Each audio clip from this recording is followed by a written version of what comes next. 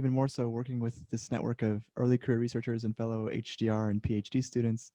I really feel privileged for the opportunity to have been a part of this. So I'm going to be presenting something that was supposed to be co-presented, but my colleague, Dr. Shu Chen, who was here this morning, unfortunately had to be called away for the afternoon, so he's not able to be here. And like Sonia's presentation in the previous session, this is very much a work in progress on which we would very much appreciate any critical commentary or feedback. So to give you a little bit of the outline of the presentation, we're just going to talk about the context of why we're approaching this topic, some of the controversies that led us to being interested in this, the critiques that we hope to make as we develop this idea a little bit further, and some connections to other things that are going on this week. So beginning with context, I have personally been working on TikTok research for about 18 months now, and much of that work has been done with my two amazing colleagues, now the newly minted assistant professor at Xiamen University, Shu Chen, and also my good friend and a postdoctoral fellow at the University of Zurich, Jing Zhang. And our first project that we began back in August of 2019 was trying to look at a side-by-side comparison of TikTok and Douyin.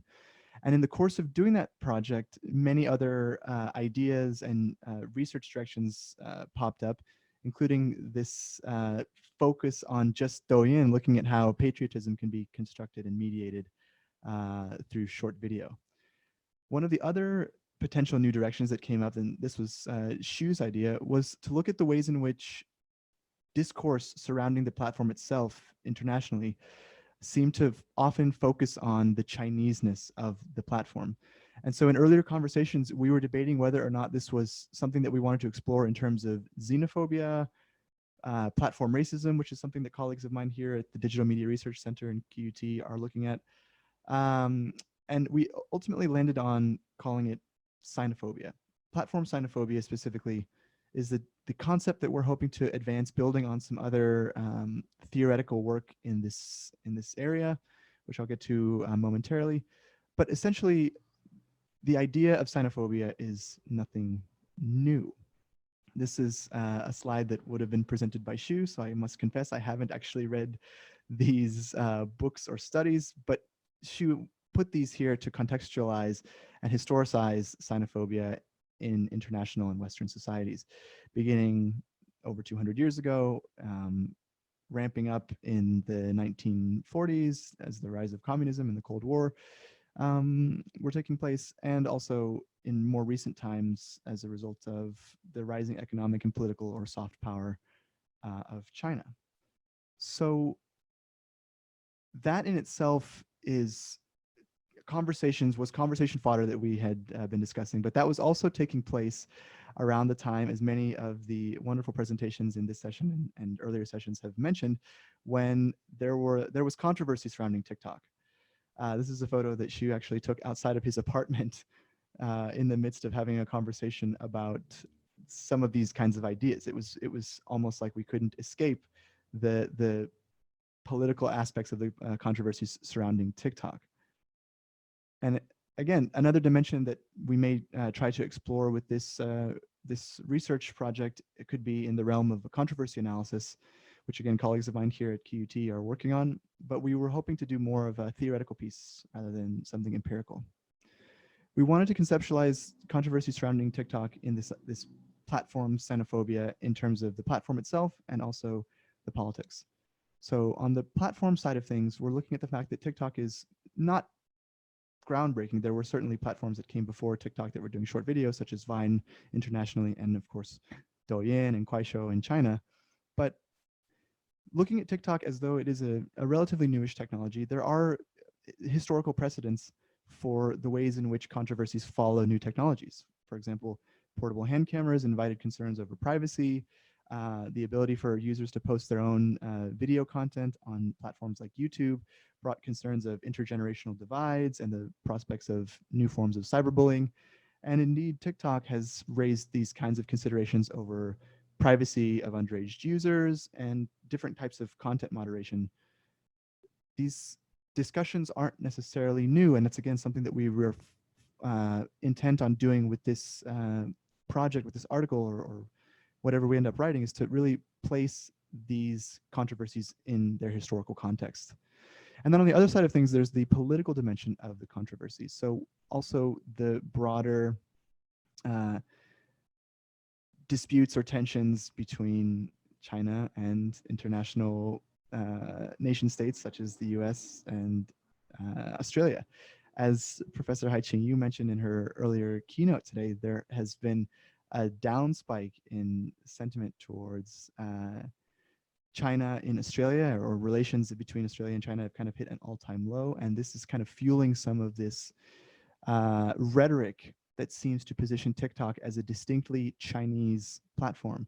And some of the critiques or some of the concerns that have been raised, we find to be more connected to the Chinese government than the platform itself. In our comparative piece, we also noted that ByteDance, which has also been discussed earlier today, the parent company of both TikTok and Douyin, has faced something of an identity crisis as a result of being a Chinese company that is so successful internationally. In reviewing some trade press and also in going through the app walkthrough method, which we use to collect data for the comparative piece, we noted that there were certain features embedded in Douyin that seemed to cater to the Chinese government, just as there were certain features that were trying to respond to international concerns or to assuage some fears that had been raised over the content or TikTok's policies. So in doing so, ByteDance was somewhat alienating itself from the Chinese government while simultaneously still having that stigma of being a Chinese platform that it's unable to evade internationally. So this brings us to the critique portion of what we will be doing with this, which is the most work in progress of this. And as I mentioned, we're hoping that this will be more of a theoretically rigorous piece, that we want to build on some previous work in this area that's looking at ideas of techno-orientalism, which was featured in a chapter in the Handbook of Social Media that talks about the self-sustained environment, Chinese social media environment, and some aspects of Edward Said's conception of Orientalism that have reprised themselves in the digital era or in platform discourse. Then there's a recent book by Nick Coldry and Ulysses Mejias that is looking at the ways in which data as a subject matter can exacerbate or continue to reprise aspects of colonialism. And building on that, Dan Kotliar looks at data Orientalism specifically and the ways in which Asian, East Asian, Southeast Asian subjects are specifically othered in these kinds of data-driven or platformed conversations. So this is, I should have been doing this. This is the book by Nick Coldry and Ulysses Mejias. And this is the article by Dan Kotliar. And again, these are theoretical streams that we hope to incorporate into our work, but we're very eager to have feedback, critiques, or suggestions. And then I just wanted to really quickly add this fourth dimension that doesn't necessarily connect as much, but I will say over the past 2 years, I have been spending a lot of time on TikTok and on Douyin, and I've noticed that some videos that you can find on TikTok are also finding their way to Douyin, or some trends that you can see on Douyin are finding their way to TikTok. And a friend of mine sent me this Reddit post about 2 weeks ago that was a video from Douyin that had made its way to TikTok, which was then cross-posted onto Reddit, and it was very highly engaged on Reddit as something that seemed to be appealing to users about types of content that you would normally find, for example, on Douyin. And so we thought it might be interesting to explore the ways in which the connective aspect, the fact that international users can be exposed to more Chinese content and vice versa, may help to break down some of those barriers and to dispel some of that platform xenophobia. I also am adding that connection dimension because academics love alliteration, and it was a thinly veiled attempt to also mention that right now, this week, there is another conference that's happening online, Digital Intimacies, at which several of the scholars from this symposium will be presenting, including myself. And so I just wanted to briefly mention that if this is some stuff that interests you, there's an entire panel on TikTok at the session tomorrow, and also on Wednesday, Crystal and I are going to be talking a little bit about how identity and intimacy are mediated on TikTok. And I just really wanted to shout out Digital Intimacies for doing a lot of really interesting and exciting work. So these are some of the references that were cited. And that's all. Thank you so much. Thank you, Bondi. And I think I speak on behalf of everyone when I say we appreciate your expert multitasking skills, organizing, running this, managing admin, and then just very casually delving into your research with such eloquence. So thank you so much for that. Thank you. We now move on to the next speaker, Puwati Dutta. Whenever you're ready, please.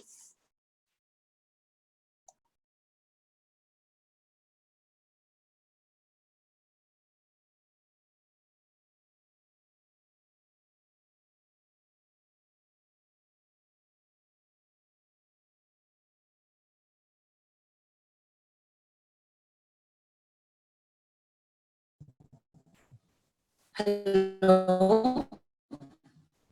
Hello. Hi, Puwati. We can hear you, but your audio is lagging a bit. So if you haven't already Okay. done so, maybe you can turn your video off so we can focus on your slides and your sound.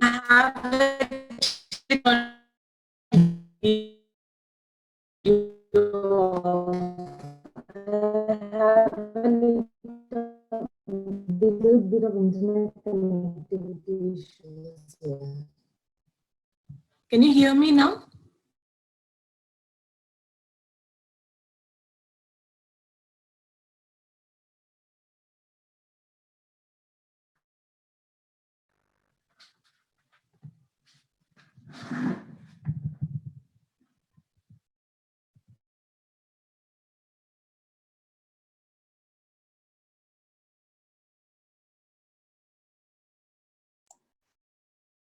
Hi, Puwati. Can you try speaking again?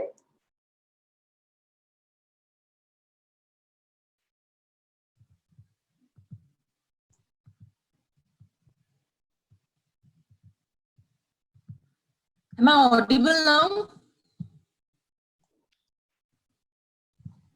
Can you try speaking again? Yes, am I audible now? Yes, we can hear you now. Thank you.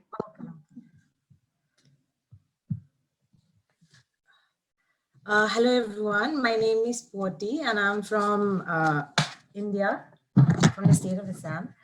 So this is a very preliminary work that I have done. So before I begin my presentation, I would just like to share a small experience. So this was back in March when the lockdown had just started, and due to the pandemic, I was back in my village and I had gone down to the village shop to buy a packet of chips when the shopkeeper asked me if I wanted to see a video. So it was a video of a daughter dancing to an Assamese song for a TikTok video. She was dressed in an Assamese traditional dress of mekhla and chadar, and she had sindoor in her hair, which and the her mother had helped her wear this attire. So and also had taught her to do the dance. And this entire video was a bonding experience for both mother and daughter, and which would remain a part of the memory. So this is what so when I had come across this symposium on Dr. Aberdeen's Instagram profile, so I thought that this is a field that I could work on. So this is work that I've done for only a month now. So in India, there has been no other social media platform in India which has been able to traverse the social milieu of the country like TikTok. For other apps such as Instagram or Snapchat, which also operates in similar category, has not yet taken the country by storm, such as this particular application. TikTok has been able to tap, or I would rather use the word infiltrate, into the rural landscape of the nation. This has never been the case in terms of other social media platforms, and which is more popular among the English speaking population of the country. So so this statement can be supported mostly if I compare the content which have been created by on Instagram and the content that has been created on TikTok in India. So it is a known fact that TikTok in India had broken the boundaries of class, caste, and gender. For example, it has helped in giving a second reign to a lot of women who are regular housewives and transforming them into a micro celebrity, where now they can monetize on their fame. It has also given rise to regional micro celebrity, which have provided these individuals a platform to showcase their talents, especially in a country which is still dominated by the powerhouse popularly called known as Bollywood or the Hindi film industry.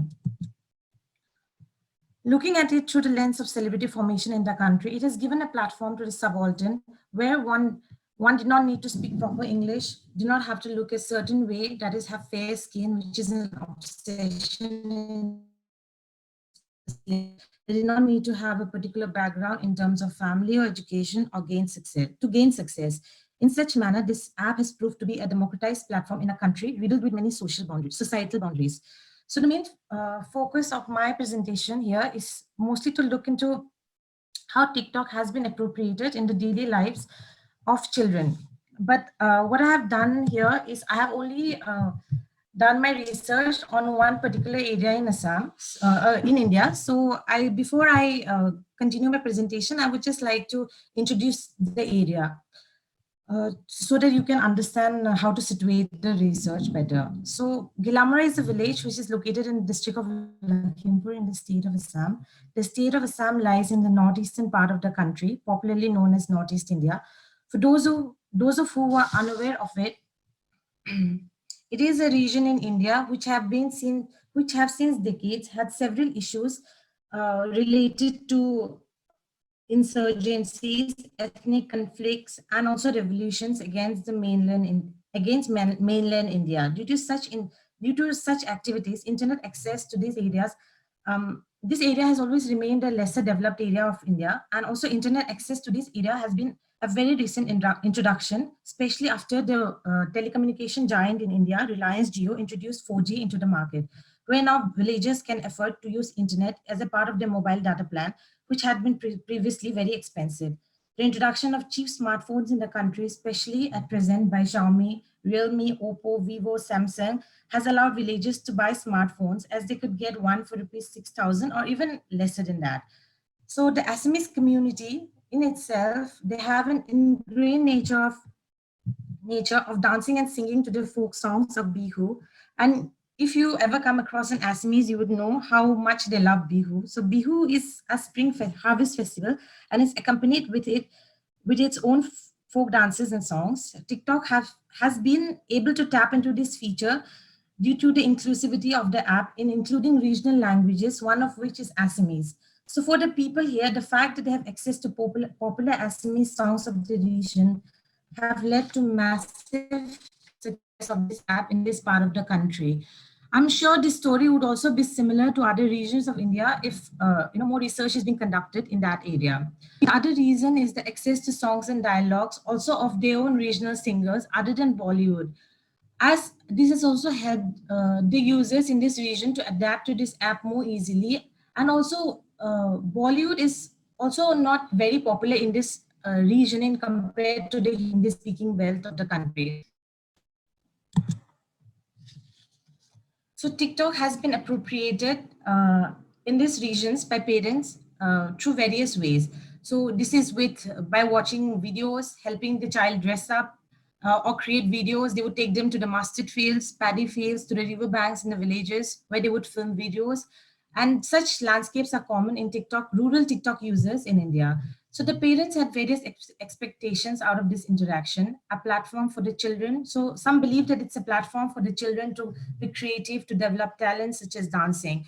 While talking to one of the parent of a 6-year-old child, she told me she enjoys watching TikTok with her daughter in the evening. She dresses her up and helps her make the videos.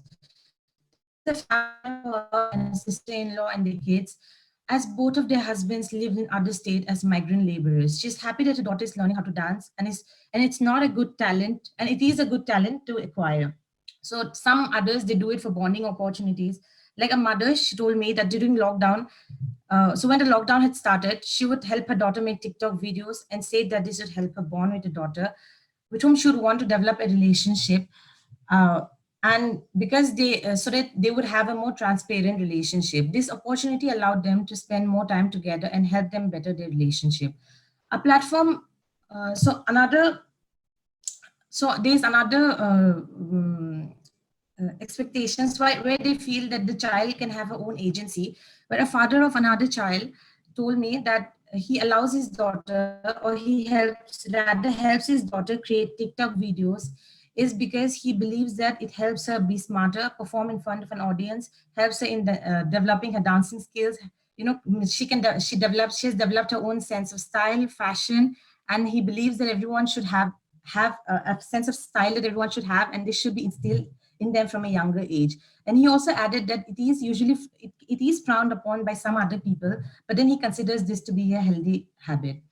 So the common belief is that in these areas are that when they are singing and dancing to the regional songs, the child is happier. And so this is not something that is of much concern. The videos are shared in the family WhatsApp groups to boast of the children's ability, where they believe that encouragement received from the relatives on the video would further help the child be more confident. The TikTok experience, more than just being an app, or more than just being a site for creative purposes, for talent, it's actually a lived culture in this parts. It is a normalized activity in a society where when in a society where, if a child uses Facebook, or if anybody is on Facebook, it is frowned upon.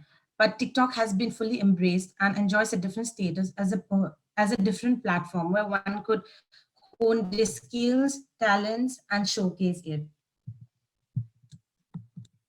So so I would also like to talk a little bit about the TikTok ban in India. So while the other part of the country had experienced TikTok ban only recently, the state of Assam had experienced twice. First was in December 2019 during the protest against the Citizenship Amendment Bill, where the internet services are cut off in the state by the government, and later the more longer recent ban, which has been due to rising political tensions between India and China. Most of the people here are unaware as to why the government has suddenly banned an app which did not do any harm. Few thought that the recent ban was only in the state of Assam and would come back as it had during the winters of 2019.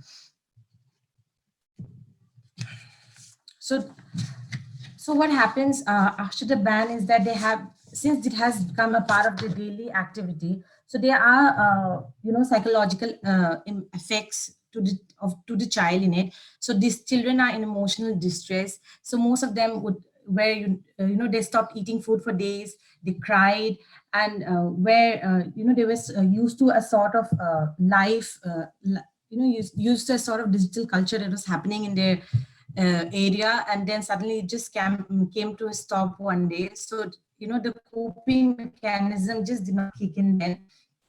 So these people are not aware, they're not aware that TikTok brings you some sort of a influencer, there's an influencer culture related to it. You can gain income through it. It was just a part of thing that they just do in the daily life, which would just make them happy. So the other is the economic factor, where this could have become an area, an avenue of income for these people later, because they'd only been introduced to the app for say 4 to 5 months. So now, so I think this is an opportunity loss for people in this area. And also there has been a slew of new apps in the market, and some that has been used are apps such as Snack or MS Takatak, but they haven't really kicked off in this area due to the various problems in this particular apps. So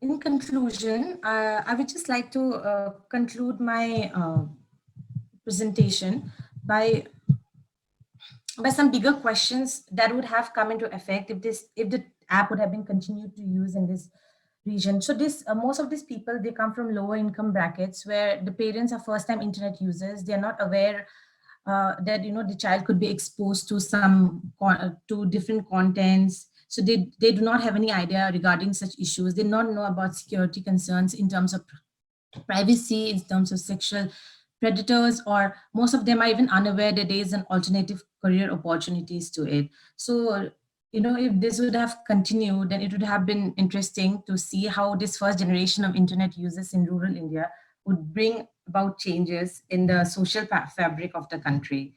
So thank you. Thank you so much, Puati. I really appreciate it with the technical difficulties, and congratulations on finishing. We'd like to move on to Sarwate. Whenever you're ready. My name is Puati. Sorry? Oh, my name is pronounced as Puati. Just like, yeah. Thanks for correcting me. I appreciate it. Yes. Hello, everyone. I hope you can see my screen and that I'm audible and visible.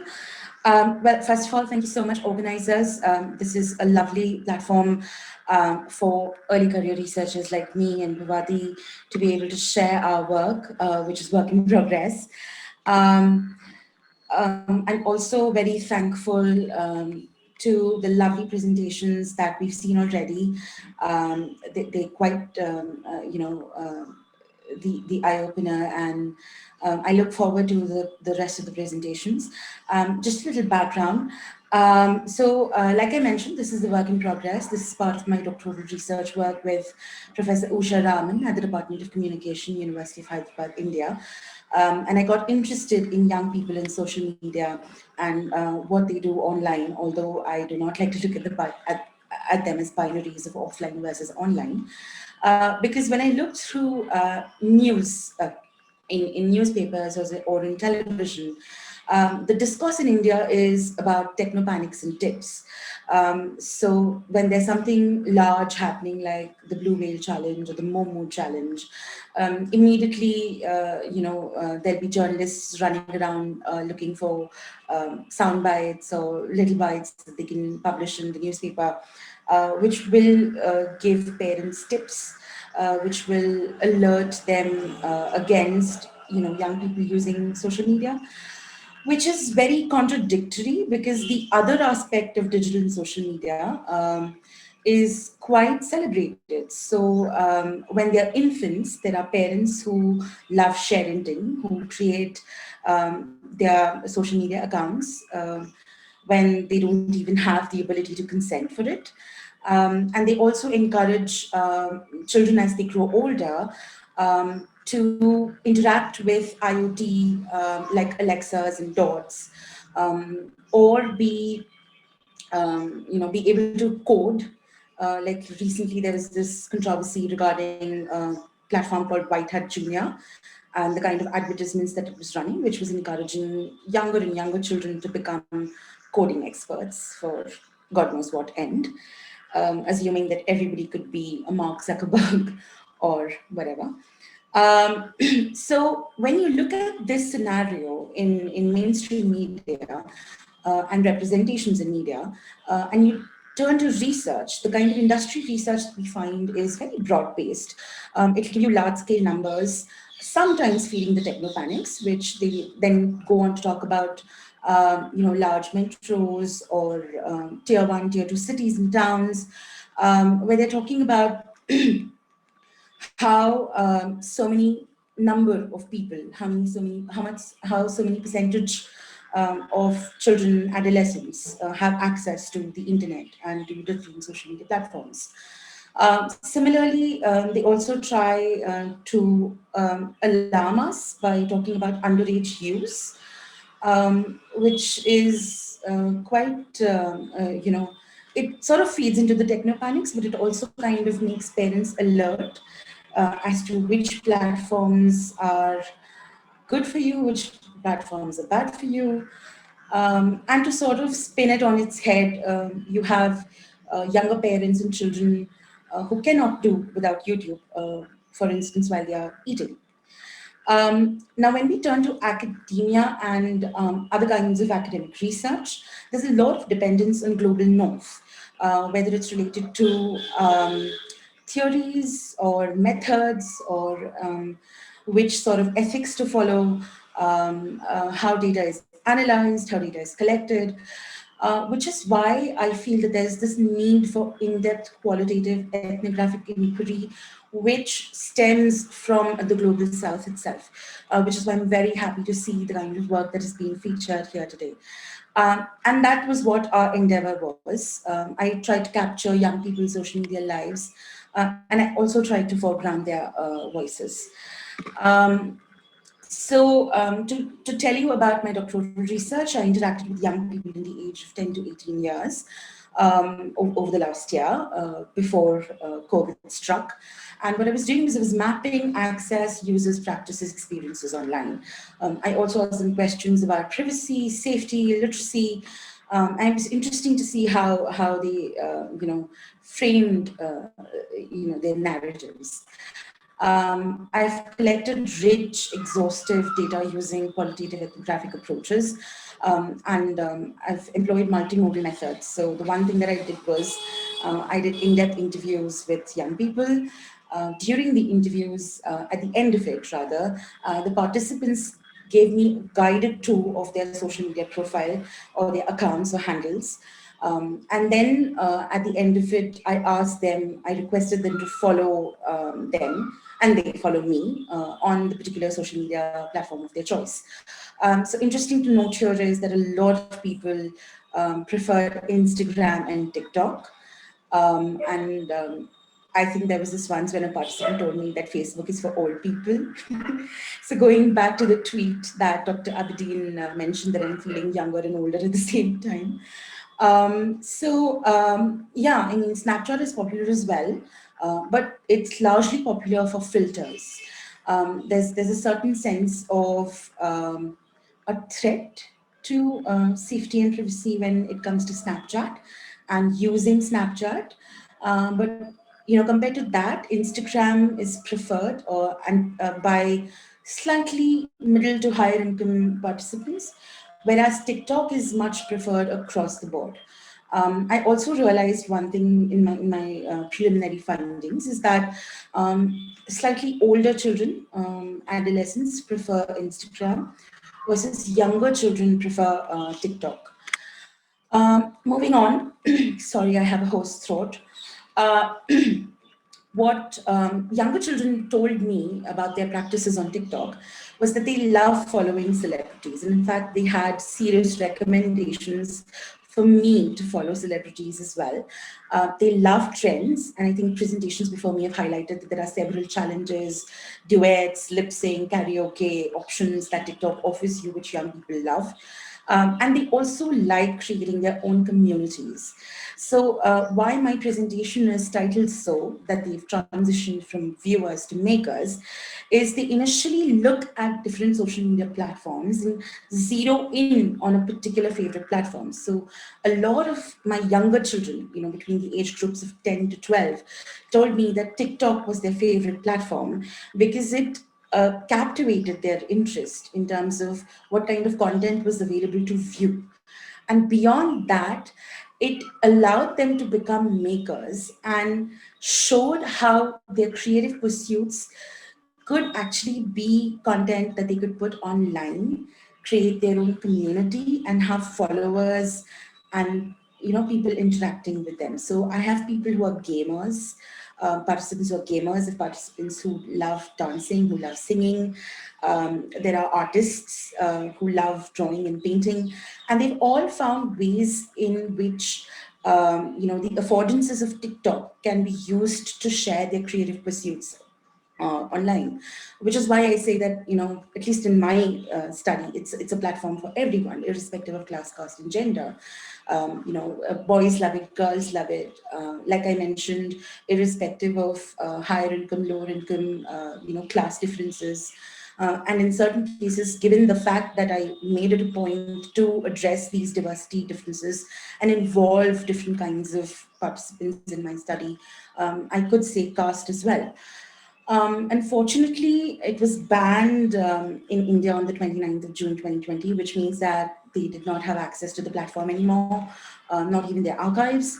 There was some movement that I noticed, under the radar of participants moving from TikTok to like reels or stories or status messages. But not so much because they had limited access. In some cases, some of my participants did not even have phones of their own. They depended on phones of their parents or older siblings. And given the condition, either they were going away for online classes, the phones were going away, the devices were going away from their use to older siblings' use for online classes, or parents, and how they were going to manage livelihood. For now, what I want to do is probably try and go back to some of the participants when the dust settles and things go back to normal post-COVID rather than co-COVID, and see how they reflect on their experiences through COVID and after COVID, and if there's something that probably a curation of the content that they have online that they would like to select and give me to look at. So I can also see the lenses through which they want me to look at them from. Quickly, the kind of celebrities that I got, recommendations for is this person, Avneet Kaur, who was a television celebrity, part of this family television serial called Aladdin. And she brought her celebrity status to TikTok to become, a celebrity here. And she loves songs and duets and lip syncing. And a celebrity who was born on social media. So Riaz started on Instagram, moved to TikTok and became really popular, so popular that he is now part of, music videos and sometimes features on, Indian television music channels as part of those music videos. And the interesting thing is both of them are teenagers. So Avneet is 19 and Riaz is 17. And it kind of goes to show that there is somewhere, between the lines, this idea that participants could pursue their creativity and probably monetize it like these people have managed. And quickly, to go through some of my participants Serena, sorry, who just love. we might Yes, have I'm almost done. Yes, I'm almost done. So this is one of my participants who loves sharing videos of themselves, and this is another participant who's a self-confessed K-pop lover, and they love featuring themselves and their sibling with various transitions and effects. And what I wanted to do was share my work in different ways to study this phenomenon, hopefully further foreground young voices, try and see what kind of avenues publishing and how we can impact education research policy, which goes back to my question to the keynote speaker. And sorry if I've gone over time. Thank you. It's all good. Thank you so much, Davina. We're going to move now swiftly to our last speaker for this session, Chen Guo. Whenever you're ready, Guo, let us know.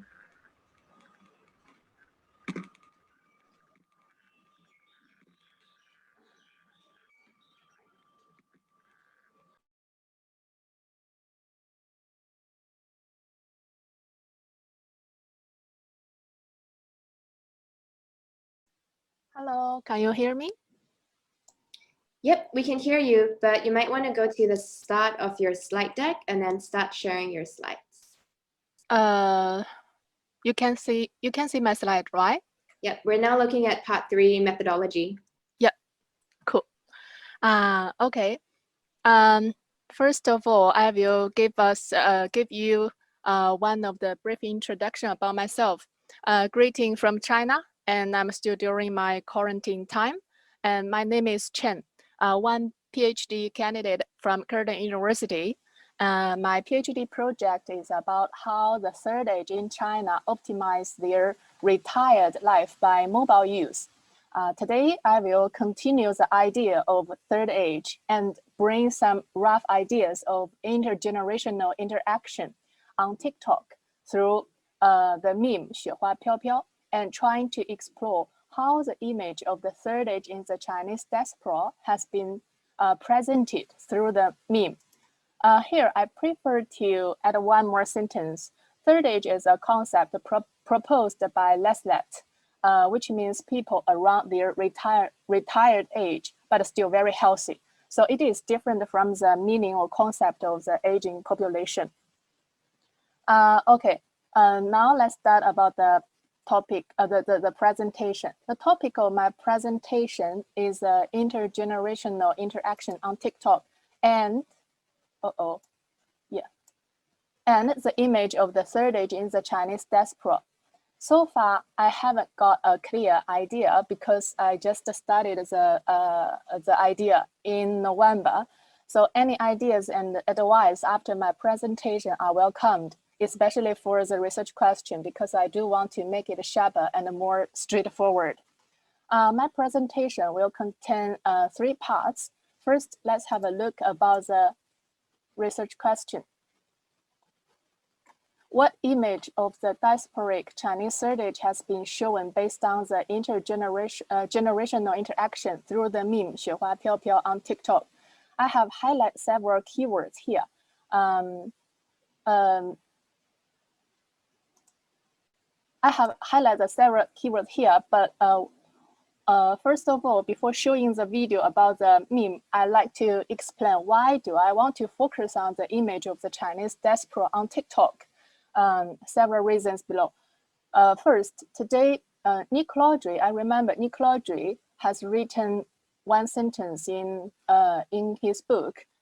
Today's the important media institution are not BBC, CNN, or Time Warner, but Google, Facebook, and Twitter. So if we consider about the presentation, today's lovely presentation, I'm thinking maybe for this year, 2020, we also need to include TikTok here. The second one is existing studies of TikTok have largely focused on the younger generation who are the heavy consumers of online content. However, the research of the teenagers' parents or the generational interaction on TikTok still remains underdeveloped. That's why I want to focus on the third age diaspora's image. And then I found another, an interesting shift from the image represented to the image presented. One scholar named as Bracing argued that TikTok is more as a creative media rather than a social media. This argument is from 2019. The image presented by intergenerational interaction is different from the image represented by the mainstream media. So I want to know the differences of the two kinds of image of the Chinese diaspora's third age. And moreover, the image of the Chinese diaspora through the interaction is different from the third age influencer, because I think the image of the third age influencer, they need to be negotiated with the social norms or the consumer culture. Then let's move down to the meme. The meme actually is a line of the lyrics from the 一剪梅, a pop song by Fei Yuqing from 1983 in China, circulated virally on TikTok during the pandemic in 2020. Actually, there are several trending topics about the meme, including the lip syncing, and also how to use a meme in different occasions, like express 雪花飘飘 to mean the sadness or desperation, or even use a meme to express whatever or the meaning of I give up. However, what I'm going to inspect is one that the meme 雪花飘飘北风萧萧 makes the younger generation bringing their parents to TikTok, although their parents probably are not TikTok users, because the collective memory of their parents of the third age diaspora, they can only sing instead of read the meme, the sentence. I will show you a clip to see it.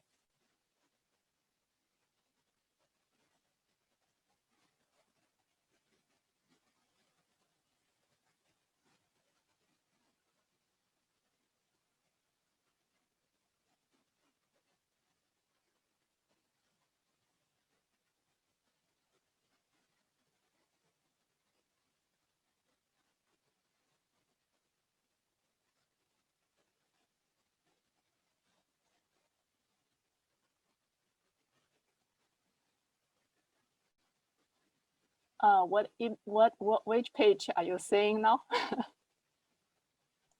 We can see Hello. a cute video. Things Chinese parents say. Yes. Things Chinese moms say. Make the rice. What time are you coming home? Get off your phone. Why aren't you a doctor? 雪花飘飘，北风萧萧。 Okay, 1, don't drink ice water. 2, when will you come back? So late. 3, why are you not studying? 4, eat some Chinese medicine. 5, Why you sleep so late? 6. 雪花飘飘，北风萧萧。Pain is temporary GPA forever. Eat some Chinese medicine. Don't drink ice water. 哎呀 for us piano and violin. 雪花飘飘，北风萧萧。 Okay, I'm not going to share my PowerPoint anymore, my slides anymore, but I'm going to continue my presentation. See, from these videos, from these videos, you can understand better about the meme 雪花飘飘的北风萧萧, because this meme provides a very interesting case to explore how the younger generation in Chinese diaspora interact with their desperate parents on TikTok. And also, we have already seen the contents they show they ask their parents to read, except the 雪花飘飘, the last one. The others actually can reflect about the understanding or their belief about the education or lifestyle or their habits or other cultural beliefs. So the last one, 雪花飘飘, will give us a kind of feeling. There is a collective memory about the desperate parents. So if we look a bit further about the collective memory, I'm thinking, are they going to develop an online community for the Chinese third age diaspora or reinforce about the mediated cosmopolitanism? This is a first idea I want to ask here. And another one, I'm interested about the concept of the other. Let's go back to the concept of the diaspora. Diaspora means migrant groups dispersed across social, cultural, geopolitical boundaries with a collective memory of and identity associated with the homeland. Oliver Cahill in 2019 claimed that while the questions of the West with Asia has been considered, a broader inquiry that encompasses Asians in the West hasn't been broached. This argument is from the article Diaspora as a Method. And this argument is under the topic of inter-Asia culture study, not the culture study. Oliver also expressed that the reluctance to place the Asia diasporas within the study of inter-Asia, it seems comes from the purpose of decenter the West, which has led the Asia diasporas in the West being concomitantly sidelined from the inter-Asia's intellectual agenda. So here, I'm thinking, who constructed the concept of how can I say, the concept of the other constructed by, accepted by the Western and also by the China, maybe also can by the technology or by the pop culture on the digital media. So this argument inspired me to rethink about the TikTok is a westernized Chinese app. 雪花飘飘 is a pop song from China. And the diaspora group shown in the video is also from China. Why there is still have a strong feeling of alienation about the desperate Chinese parents. So then so far I haven't got a very clear conclusion, but I'm thinking maybe it's because of the others constructed by the technology or the others constructed by the popular culture on the digital social media such as TikTok. That's all. Thank you.